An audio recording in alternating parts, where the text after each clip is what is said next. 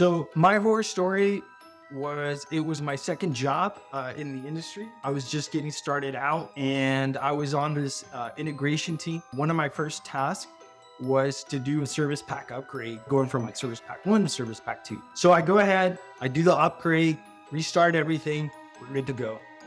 It's towards the end of the night and I'm getting ready to leave, and I decide to log on to the application console, and I notice that the heat is not dropping. It's just gradually increasing.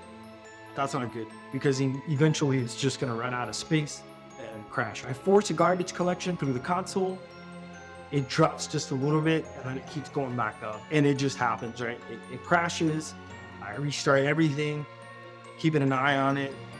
And again, same thing. It's just going up, up, up, up, and never really dropping. The next day, I'm forced to call my boss, and I'm like, hey man, I think we should roll back. And he's like, nah, let's just keep it.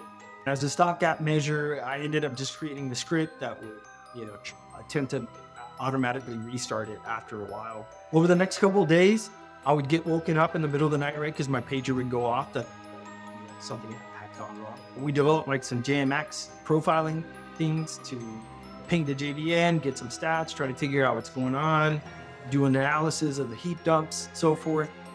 Week goes by, third week comes around, we're all trying to figure it out, and the BEA engineer says, let's pull up this configuration file and let's go by it line by line. So we're sitting there, we're going through it line by line, and there's one line and it says, it's very small, simple, it says debug mode equal shoot.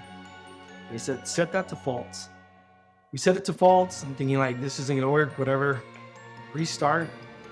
That problem never came back up again. That the night of the deployment, my coworker had recently found this cool feature that allowed him to debug through certain things.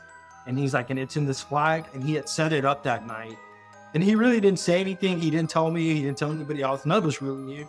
It was kind of just something that he snuck in there at the last minute because he thought it'd be great to troubleshoot production. A couple things that I learned that day is like, obviously don't try to sneak things in. Try to really document the process, right? Because we didn't have any really good documentation of anything that had been done. And the other thing is we didn't have a solid rollback plan. So walking away from that, we did develop a really good rollback plan in case anything like that ever happened, and just have a really good understanding of what some of those configurations can do. And then the other thing for me was it definitely helps having an understanding of the platform that you're deploying on and your code is running on, so that if things like that pop up, you have a better understanding of how to troubleshoot it. It's my horror story.